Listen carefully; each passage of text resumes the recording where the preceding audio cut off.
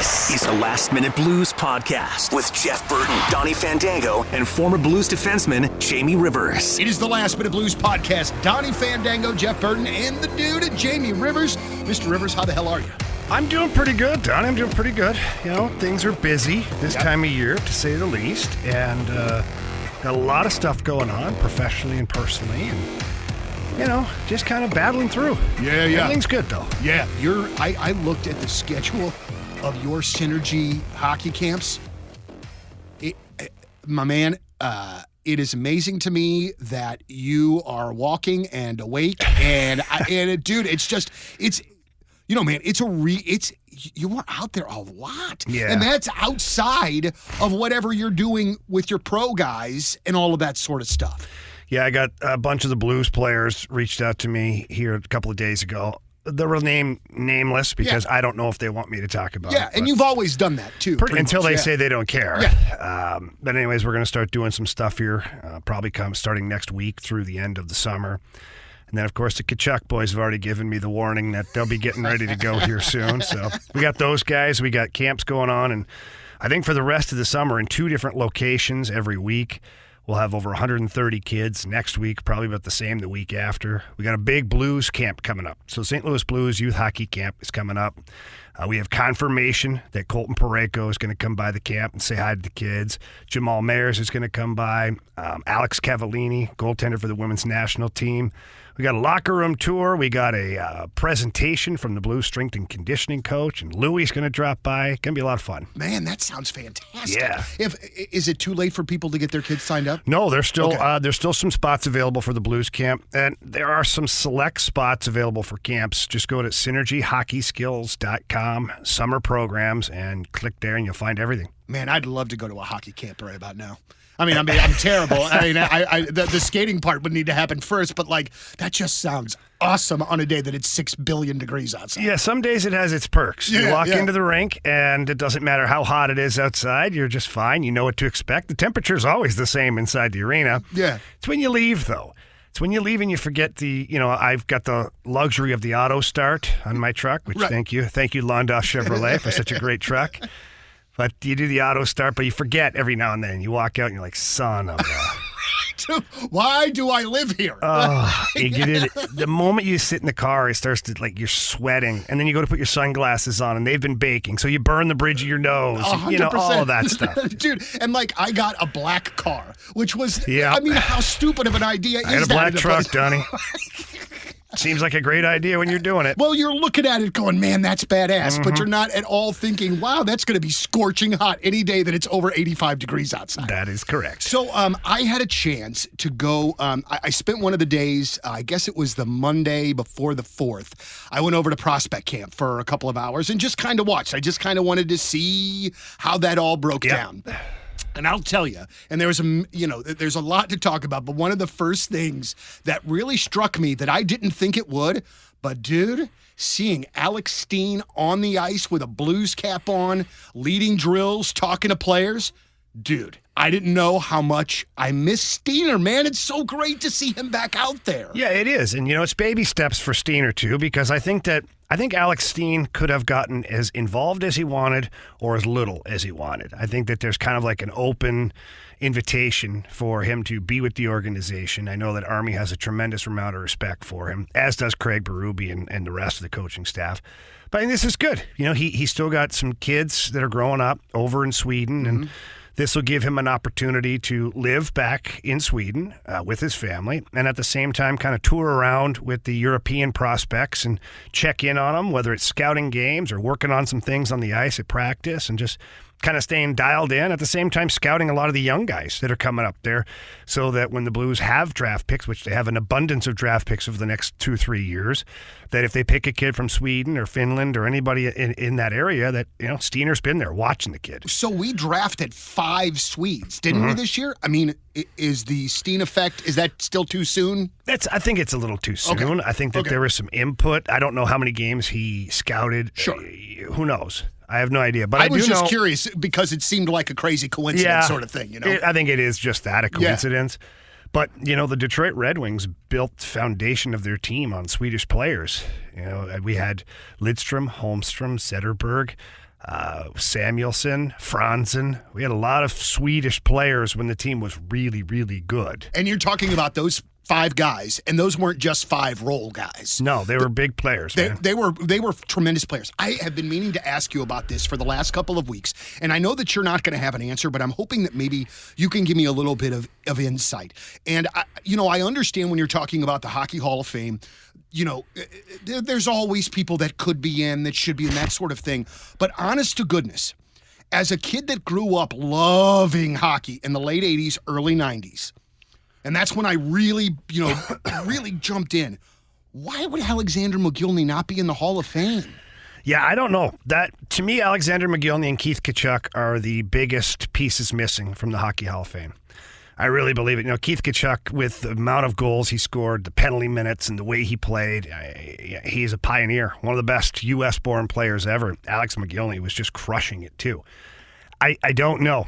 And the thing I is, don't know, Donnie. Well, and it seems like there's more than just meets the eye to me. Right? It's like somebody doesn't like him for some reason. He did something to somebody, but nobody knows. Nobody's talking about it. Right, which is crazy because, and I didn't realize this, but he and his family were under serious threat from the Russian government because of how he defected. Yeah, he defected back when it was a terrible crime to do it. And he just said, screw it, I'm going to play in the NHL, and left. And then had a season where, didn't he score 70 goals or something? I think he scored, it was 70 goals or close to 80. Good Lord, baby Jesus. Yeah, I have to double check on that. But no, I mean, this guy was an absolute machine when it came to scoring goals. He was fast. He was hard to play against. He was strong on his feet. So I don't know why the NHL Hockey Hall of Fame has not called Alex Mogilny, because he deserves it. Yeah, and I mean, and nothing, and no disrespect to and man, I know I'm gonna, but I loved Pierre Turgeon as a player. I think he was a really wonderful player. But for him to be in the Hall of Fame before Alexander Mogilny, that does not make any sort of sense to me. No, it doesn't. It doesn't make any sense at all, to be honest. But he's 76 is what he scored the 1 year in Buffalo. Jeez. That's just crazy to me, man.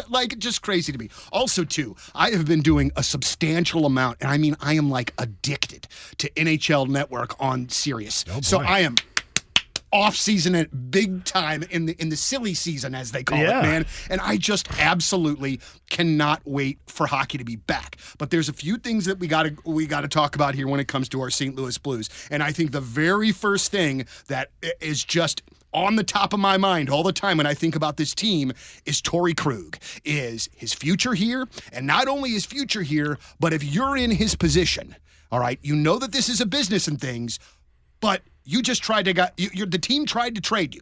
You are not somebody that the team particularly wants right now, and you know that. Can you just kind of talk a little bit about this, maybe from what you would believe would be Krug's perspective? Yeah, from his perspective is, he didn't want to leave. He didn't want to go to a team that he didn't want to be a part of. He earned the right as an unrestricted free agent to pick a team. He picked the St. Louis Blues. He also asked for a no-trade clause and was given that. So, in my opinion, Torey Krug wants to be a St. Louis Blue. So we have to look at that and go, okay, that's positive. He's not just trying to bail on this team. He wants to be a part of the solution. He wants to be a part of the turnaround. Now, as a player, you know what? For me, it would be motivation. Mm-hmm. For me, I'd want to present a big F-U to everybody who said that I should be traded, and also to Doug Armstrong, quite honestly. I'm not mad at Army, but at the same time, you use it as motivation. You wanted to trade me? Okay, fine. I'm going to go out and be the best damn player on this team. Now what? Now who looks like the fool? Right. I'm not saying that Torey Krug is acting that way, but that's the way I would take it. Sure. For motivation to have to have a bounce back season. Sure. So do you think, does this introduce any weirdness in the locker room when he's back? No weirdness in the locker room between teammates. Because it could be some weirdness the first time he sees Army. I would bet you that would be an uncomfortable conversation. That's for there sure. Probably won't be a conversation. Probably just be in the same area, and that's about it. And so will they not speak to each other? Well, Donnie, I don't know. You're asking me to predict the future. I have no idea. I know that there'll be awkwardness. Sure. At that point. And, if Army is a professional, which he is, he'll just walk over and shake his hand and tell him, welcome back to camp and blah, blah, blah. Let's get back to work. Period. And then Army had to deal with Vladimir Tarasenko. So, look at this situation for a second. Vladimir Tarasenko didn't want to be here and was forced to be here because Army couldn't or wouldn't trade him. So now you got to welcome back an unhappy entity to your locker room. And the Blues powered through that, I thought, pretty good. Yeah, absolutely. At times I felt like, it's wearing thin, but then at other times, they did a pretty good job of parking it. So now you got a guy who didn't want to leave, who wants to stay here. There's no awkwardness. Got it. That makes sense. There's no awkwardness. But also, too, okay, now that we're talking about Tarasenko, oh, baby. So, Vladdy changing agents for the third time in 3 years. Yeah.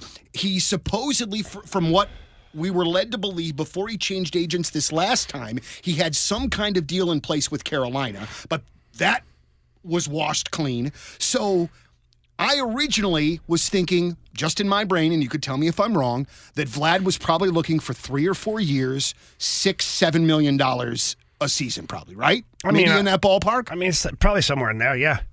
And so now he's going to be super lucky to get 2 from anybody. And don't you think this is going to end up looking like a 1-year deal for Vladimir wherever he signs? Oh, I think it has to be a 1-year deal because if you're Vladimir Tarasenko, and I know he's frustrated, and this is why he fired his agent.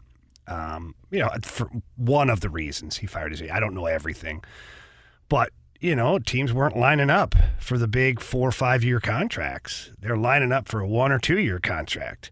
And a lot of teams out there are still in the you need to prove it to me.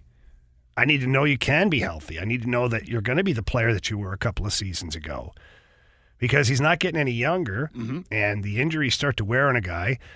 And unfortunately, this is where Vladdy and his agent made a huge mistake. When they got so vocal about not wanting to be here, and they got so vocal about the team's medical staff and wanting to be the captain and not happy with his role, teams look at that now and they go, yeah, I'd rather take player A, B, or C over there rather than this. Then deal with this. Deal with the potential of this. So this is where he's at, man. Do you see is there a landing spot that you see for him? Well, there's been a lot of talk about the Ottawa Senators, but I just don't see how he fits into that. They're a young, up-and-coming team. They've got some pretty solid leadership in place with Brady, Tkachuk, and Claude Giroux, and they got a pretty good vibe surrounding that team. And I'm not saying Vladdy would ruin that vibe, but, who knows? Dude, I think at this point, I just say it, that dude's rep has got to be, not great. Not great at all. Well, that's probably a part of it, too. One can only assume that that's a part of all this. But Carolina and Ottawa are the 2 teams that are still kind of in the rumor mill.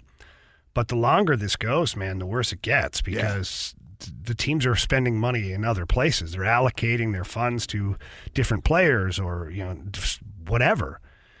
So I don't know where he lands in this whole thing. Boy, that's crazy. What about a guy like Connor Hellebuck in Winnipeg?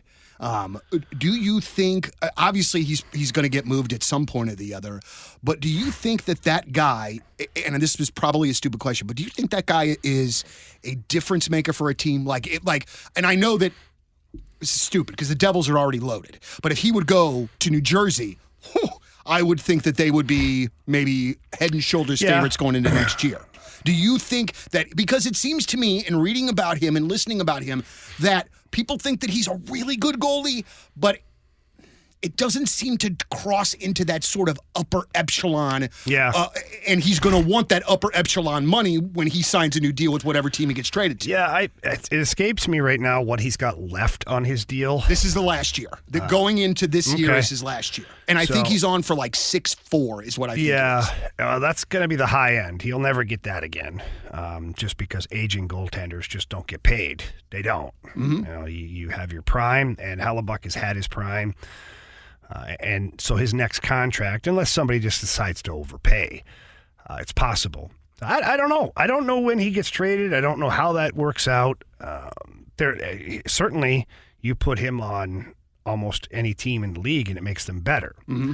Now, most teams have their number one guy, and they're not going to pay that $6.4 million freight on a guy that they're already, maybe they already have their number one. Like if you're here in St. Louis, you've already got Jordan Binnington at $6 million. Yeah, 100%. So.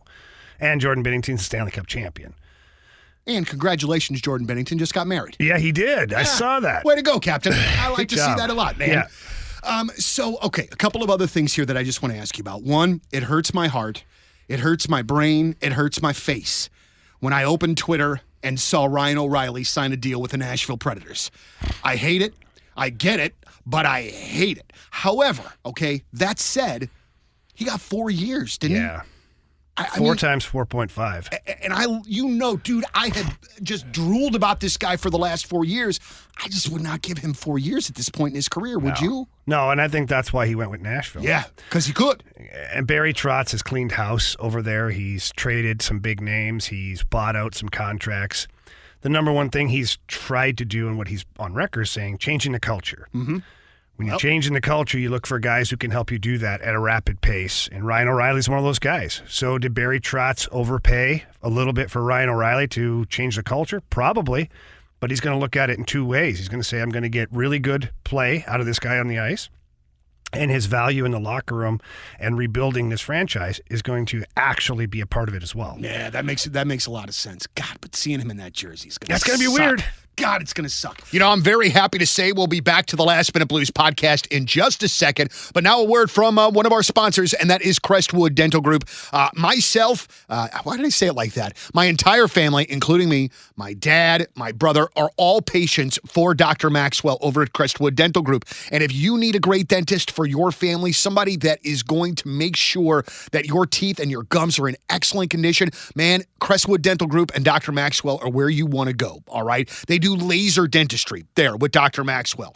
Fillings with no shots. They've got laser in-office teeth whitening, laser gum therapy so that you can get those teeth that absolutely pop. And they also do a membership plan for uninsured patients. So 2 cleanings, exams, x-rays, and discounts off treatment at our office and a few specialists as well. And new patients coming into the office that are becoming an established patient, meaning you're getting a cleaning, an x-ray, an exam, you're going to get a free take-home teeth whitening kit if you mention that you heard about it on The Point or on the Last Minute Blues podcast. It's Dr. James Maxwell and Crestwood Dental Group. Find out more by going to crestwooddental.com. Okay, another question here for you, and then we can talk about whatever. But one of the things that I have been captivated by for the last 6 months or so is the Toronto Maple Leafs. The many peaks and valleys of that whole situation. So dramatic all the time, isn't it? It really is. My gosh. Dude, it so is. But like, okay, so now it looks and appears that they're not going to break up the famous four there, at least this year. The core four. The core four, whatever.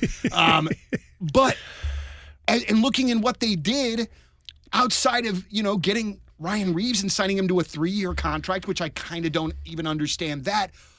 I don't know what they're doing. I don't know how they've made themselves any better than the team that lost to Florida last year in the playoffs. I know one of the things I read was that they were trying to do some short-term deals for this year to set themselves up for next offseason, which I understand. But, I mean, that's Toronto, and it's not like they're going to just be happy with you making the playoffs and maybe getting into the second round again. Yeah. Well, I don't hate what they've done. I don't hate it because that team was stagnant. John Tavares is a leader, Austin Matthews is a leader, and neither of them have personality. Mm-hmm. I shouldn't say they don't have personality. They don't have a personality that's very outgoing. Okay. Like John Tavares, I don't know the last time he smiled. Right. Like that. He hasn't been invited to happy hour in a decade. Do you know what I'm saying? Yes, very much. And Austin Matthews is so blah as well. And they needed to turn the volume up in that room.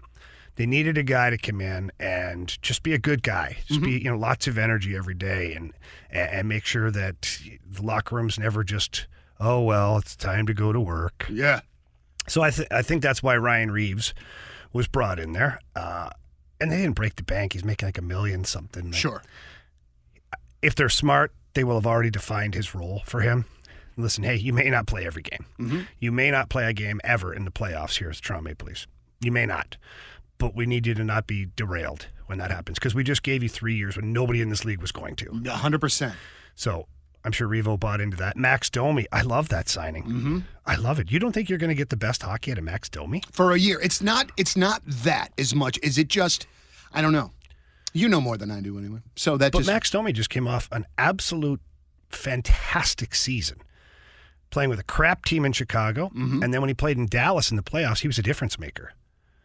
So now you put him on a team where his dad is a legacy player. Yep. Like, his dad was a fighter, mind you, but he's an absolute rock star in Toronto. Yep. You don't think Max Domi's going to want to put forth his best effort to represent? You don't think you're going to get the best? And it's a one-year deal? So he's working for his next deal on top of it. Yeah. He's working for the next year when the salary cap's going up by $5 or $6 million. So who's the goaltender? Is it Matt Murray? I think it's Murray right now. I think they have a few things in progress. That's somewhere you could see Connor Hellebuck land. So just keep that in mind. All right. But they would have to do some money gymnastics to make that work because they're up against the cap too. You can buy players out. And you can send players to the minors and, all that stuff. Here's one thing. Here's how I know I take this hockey thing and my Blues fandom way too seriously. When I saw Oscar Sundqvist tweet yesterday morning with a blue heart and two eyes, like two eyeball emojis, I was like, oh man, is Oscar coming back? And then an hour or so later, it's made official that Sonny is back in St. Louis as a St. Louis Blue. And we'd kind of talked about this before as a guy that is a really, really wonderfully great fit and a fantastic St. Louis Blue. And boy, our fourth line now, I mean, with Torpo, and that's not going to be a fun line to play against. No. Now, look, our team has got great depth up front. Where I'm wondering how it works is if Thomas and Kyrou can become elite. Because right now they're good. They're not elite. Elite is 100 points. And can one of them reach that plateau next year? Can two of them reach that plateau? I don't know. To be determined. But if they do, that forward group is as good as almost any team in the conference. You've got a couple of separators. Like Colorado is just blessed with dynamic talent, and you're going to have to outwork that team. But look around you. You got McDavid and Draisaitl.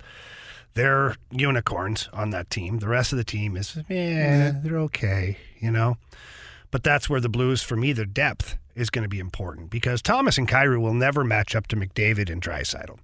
They'll never match up to McKinnon and Rantanen. Right. Like, there's just certain guys you just don't measure up to, and that's fine. That's where the ancillary players, your extra, your depth come in. And that's why acquiring Kevin Hayes was such a big deal for Army. It's why Kapanen, Verana. This is why Schenner and Saad have to have a good year. And now you've added Oscar Sundqvist. Sammy Blais is a whole different player now. Yeah. So I'm actually optimistically excited to see what this looks like come mid-November. Because it's easy to say right now, oh my God, the team on paper, everybody thinks they got a winner on paper. Sure. But the first month of the season will tell us kind of what we need to know. So that's why I'm not getting crazy about opening night. Me, it's mid-November. You're a month into the season. What does this team look like? If they're in the top three in the division at that point where they look like they're competitive, I like this team's chances to get into the playoffs. What happens from there? Who the hell knows? Sure. Who knows? But it would be a massive accomplishment for Doug Armstrong to have taken last year, not tanked, but dismantled the team. Yep. And then added some pieces, added some more, and then get back into the playoffs. Take a 1-year break and you're back in the playoffs. That's pretty amazing. Yeah, that's an absolute win. So real quick while I'm thinking about it, your boy Stevie Y has been very busy in Detroit. They just trade and the signed. Evil wizard.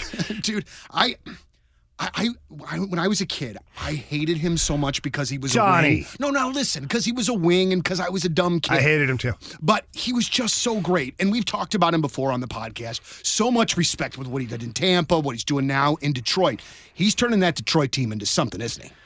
So here's what's going on with Stevie. And I grew up watching Steve Yzerman play. He's about 8 years older than me.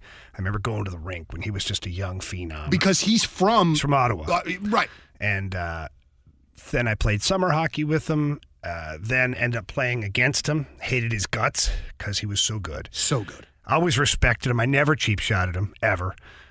I did have a threshold for that where I wouldn't go after certain guys. Yzerman, Gretzky, Mario Lemieux, those were guys that I never crossed the line. Everybody else was pretty much fair play. That's good. Yeah, but play with Stevie in Detroit and got to know him so well, become really good friends with him, and just watching him operate all along the way since his career's been over. And now going back to Detroit and seeing him last year when I got a chance to go back and do TV for the Blues game and go back to Detroit and talk to all these people and hanging out with Stevie. He just has a tremendous amount of pride in the Red Wing emblem. Mm-hmm. And that was from Mr. Ilitch. That guy, by the way, what an individual. Mr. Ilitch has changed the complete look of downtown Detroit. He passed away, unfortunately, but his son and his Ilitch companies have revamped everything. It's incredible down there. Mm-hmm. But this is why Stevie's so proud of what he's doing in Detroit. Steve Yzerman, apart from Gordie Howe, Steve Yzerman is the most famous Detroit Red Wing ever. 100%. Ted Lindsay in the conversation, okay? There's no doubt. Terrible Ted Lindsay in the conversation. But let's go a tie for first, all three of them. And he just wants to win. He wants to bring a Stanley Cup to the Detroit Red Wings as a general manager. And he's got his eyes set on the prize. He's got a very specific plan. He's got it all mapped out. And it just seems to be very incremental in what he's doing. He's disciplined. Yeah. He never lets emotion take over. He's very disciplined. Same way as he was as a player. He was just very disciplined. Steve Yzerman was the first player. I wish I played with Steve Yzerman my first year. And here's why. And it's not that I didn't play with great players. I did. I played with Wayne Gretzky, for frig's sake. And Brett Hull and Al McInnes. Come on, the list goes on. But Steve Yzerman, when I was playing in Detroit, would drag me out on the ice 25 minutes before practice. Hey, come on out and shoot some pucks with me. And he grabbed the backup goalie. Poor Manny Legacy had to hate us. But he would drag me on the ice. Hey, Rivs, let's go shoot some pucks. Because we sat right next to each other in the locker room. Mm-hmm. We drove to the rink at times together. We hung out on the road. Nobody, it's a room full of all-stars, right? So very few guys want to hit the ice 25 minutes early. They don't need to. Yeah. But I was a grunt. And I was just happy to be there. And I was like, yeah, I'm going to take advantage of some time. Now, this is a point in my career where I realized what I had to do to stay in the league. Mm-hmm. And I realized the work that was necessary to be an NHL hockey player. Unfortunately, it got to me too late in my career. But I, at this point, did recognize and embrace it. So anytime Stevie asked me to go out, yes. And we'd go out, we'd shoot pucks. The goalie coach would be out there, and he'd come up with drills. And it's really where I started getting my first fix for skill work.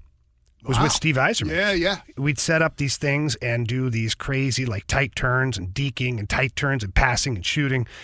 And, be a full-on sweat before the team even comes on the ice.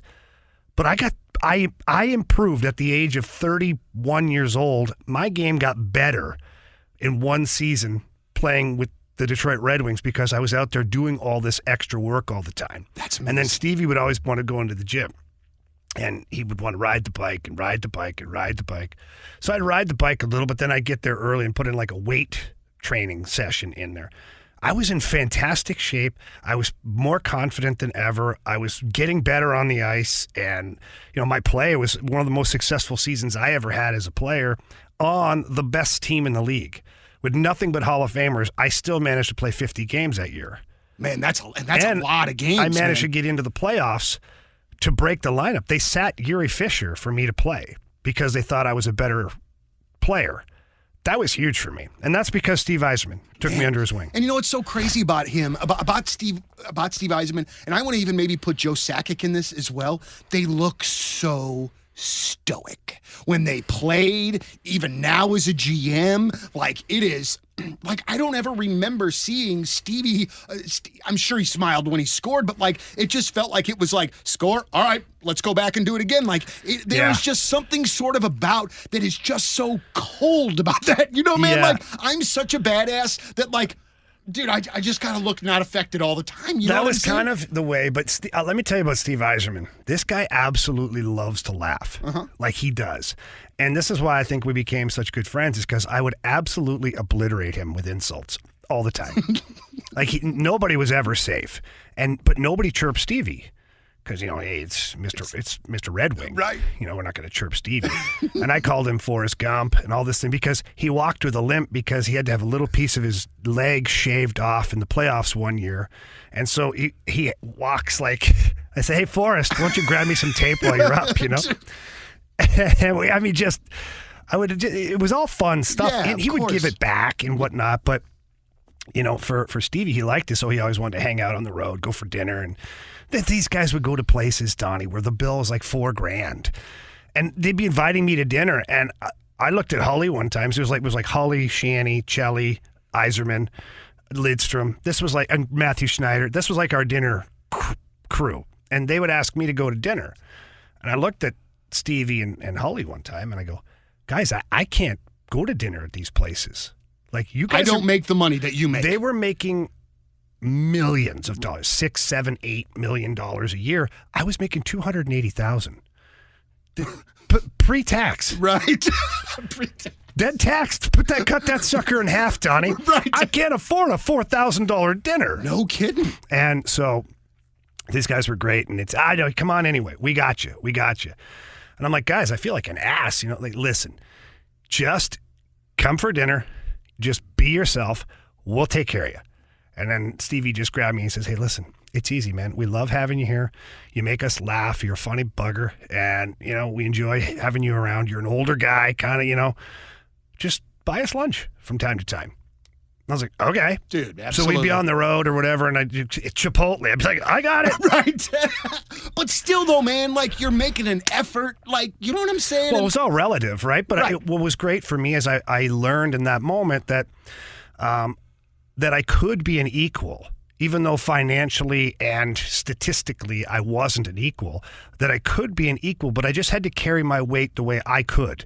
And the way I could do it was buying lunch or buying a breakfast on the road or getting to the bar and buying everybody around drinks. Sure. And making sure everybody's taken care of, You know what, man?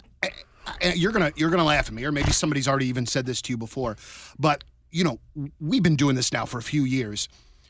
We talk about different stories all of the time. Man, you could write a hell of a book. Yeah, I've been asked about it. You really could. And initially, I wouldn't have thought in my head that, like, a guy that spent 20 years as a, fringe NHL player, if I can say that, would have enough for a book. Dude, it's between the synergy and how you coach, growing up, all of these stories from your pro time, dude, it would be amazing to read, man. Like, amazing. I get so, dude, you start telling these stories, and I just want to rest my hands on my jaw and just listen. You know what I'm saying? It's awesome. Kevin Allen from USA Today approached me about 5 years ago, and because he said every player he talked to had a story about me, had a story or played with me. He's like, I don't know. He's like, I know he didn't play on 25 teams, but it feels like he played on 25 teams because everybody seems to know you. Right. And he said, I think there's an angle here. He says, but the problem is you're going to have to be 100% honest because there's a lot of stuff that I'm not proud of that went on. Yeah. There's not. Like, I have a failed marriage, and I'm a big part of that. And, you make bad decisions and just things that happen in life. And you're like, woof, do I really want to open Pandora's box? Yeah. Because I know you're going to find this hard to believe, but I was a bit of a wild child in my 20s. And I'm shocked. Yeah, I know. Completely shocked by that. And I lived my life. Like, I partied with Motley Crue, went on the road with Motley Crue, partied with Kid Rock, partied with Metallica, like, partied my brains out with people, movie stars, all that stuff happened in my life. And I feel like I don't know how to box that into a book. Mm-hmm. Is the focus on just me? Is the focus on the game?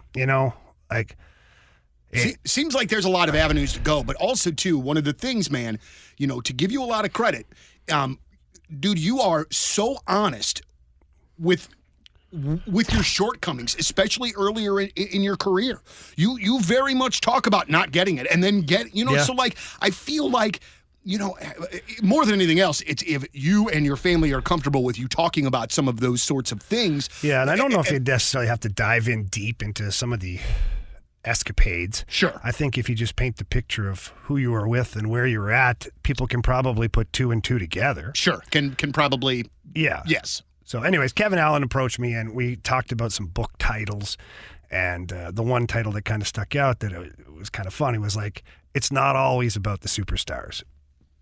But that's I would read that, man. I mean, I just don't know how you'd market it because I'm a nobody. Like, who the hell buys a nobody's book, you know? Well, sure, man. I mean, I guess you could say that, but then I'm sure that there are, you know, man, sports folks, music industry folks that are behind the scenes people that have written some really great books about their experience, and you have a perspective that none of us have. You know what I'm saying? So that to me, and maybe that's just me being selfish too, because I just love listening to your stories, man. What I've thought about doing, and this was just a brainstorm of mine one day, was just starting a podcast, not like we do, but have it be like a autobiography podcast to where it would be a massive listen, to where there'd be episode after episode, starting with, you know, talking to coaches I had when I was a kid, teammates I had growing up, then junior hockey coaches, teammates, my brother, like mapping my way through my entire life,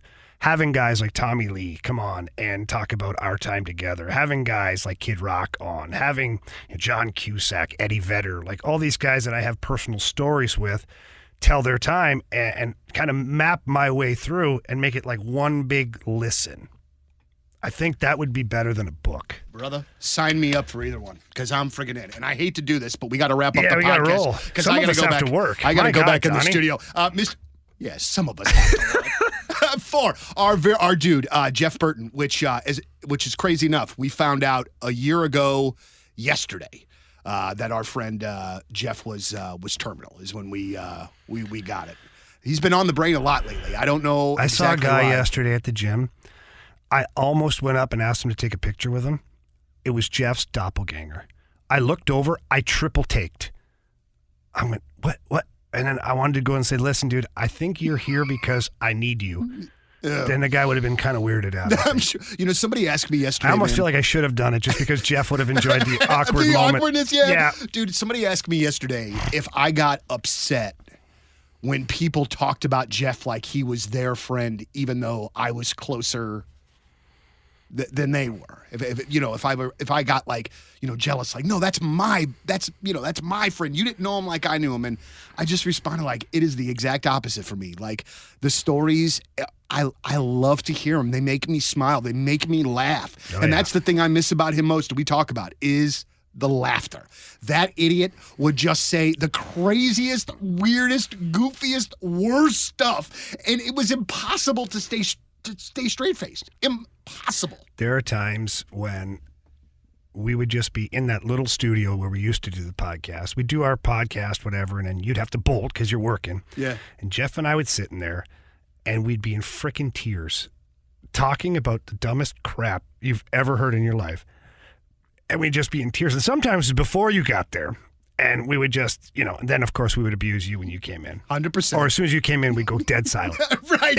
And then just start looking at me. And I was like, you know what? I don't need it out of you douchebags today. Man, for our homeboy, Jeff Burton, Jamie Rivers, Donnie Fandango, as always, thanks for listening. Let's go Blues. The Last Minute Blues Podcast. Hear more at 1057thepoint.com.